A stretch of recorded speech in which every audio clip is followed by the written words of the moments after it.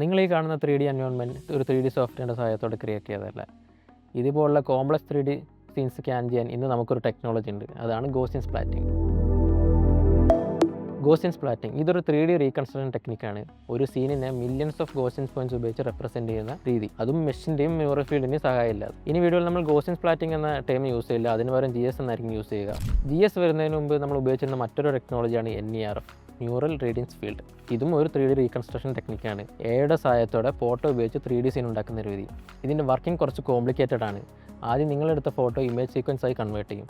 അതിനുശേഷം എയുടെ സഹായത്തോടെ നിങ്ങളെടുത്ത ഇമേജ് അനലൈസ് ചെയ്ത് അത് ഫോട്ടോ എവിടെ നിന്നാണ് എടുത്തതെന്ന് കണ്ടെത്തും. അതിനുശേഷം റേഡിയൻസ് ഫീൽഡ് അനലൈസ് ചെയ്യും. ഇനി റേഡിയൻസ് ഫീൽഡിനെ കുറിച്ച് പറയുകയാണെങ്കിൽ ഒരു 3D സീനിലെ ലൈറ്റ് എങ്ങനെ ബിഹേവ് ചെയ്യുന്നു എന്ന് ക്യാപ്ചർ ചെയ്യുന്ന മാത്തമാറ്റിക്കൽ റെപ്രസെൻറ്റേഷൻ. സിമ്പിളായി പറയുകയാണെങ്കിൽ ഒരു സീനിലെ ഓരോ പോയിന്റിൽ നിന്നുള്ള ലൈറ്റിൻ്റെ ഇൻറ്റൻസിറ്റി, കളർ, ഡയറക്ഷൻ ഇതെല്ലാം സ്റ്റോർ ചെയ്യുന്ന ഒരു ഇൻവിസിബിൾ 3D മാപ്പ്. അതിനുശേഷം അതൊരു ന്യൂറൽ നെറ്റ്വർക്കിൽ സ്റ്റോർ ആകുന്നു. അവിടെ നിന്ന് പ്രോസസ് ചെയ്തതിനു ശേഷം ഔട്ട്പുട്ട് നൽകുന്നു. ഇങ്ങനെയാണ് NERF വർക്ക് ചെയ്യുന്നത്. പക്ഷേ GSൽ ഇത് നേരെ തിരിച്ചാണ്. NERFന് പകരം നിങ്ങളെടുത്ത ഇമേജ് ലക്ഷക്കണക്കിന് ബ്ലോബ്സുകളാക്കി കൺവേർട്ട് ചെയ്യും.